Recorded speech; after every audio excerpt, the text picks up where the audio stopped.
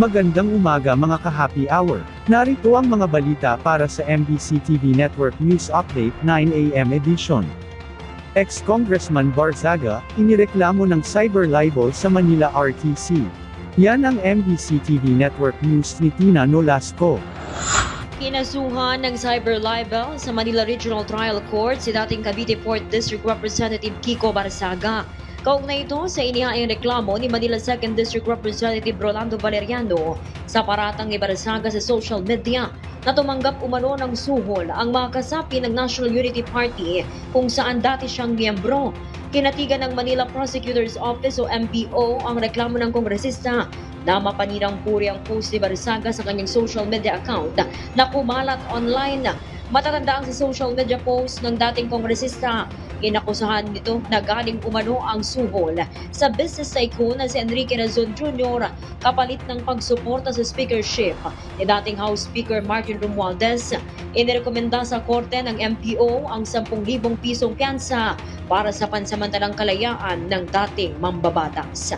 Para sa MBC TV Network News, ito si RH9 Tina Nolasco ng DZRH, una sa Pilipinas, una sa Pilipinas.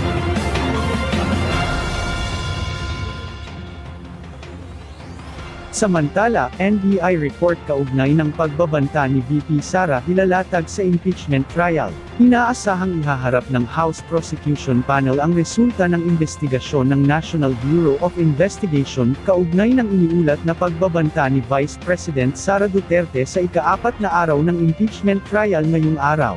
Ayon kay House Prosecution Panel spokesperson Representative Zia Adjong, bahagi ito ng mga ebidensyang nilalatag ng prosekusyon, matapos maipakita noong nakaraang linggo ang video ng umano'y pagbabanta. Last week po na latag na po ng Prosecution Panel yung video kung saan nagbanta po ang ating Vice Presidente. Next week po, inaasahan po natin kasi nagkaroon din po ng investigation, preliminary investigation ng NBI patungkol doon sa pagbabanta.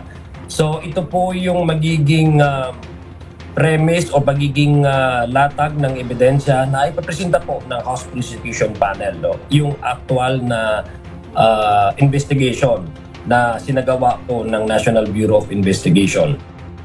At yan ang mga balita para sa MBC TV Network News Update 9 AM edition. Abangan ang mga susunod na balitaan mamaya para sa 10 AM edition.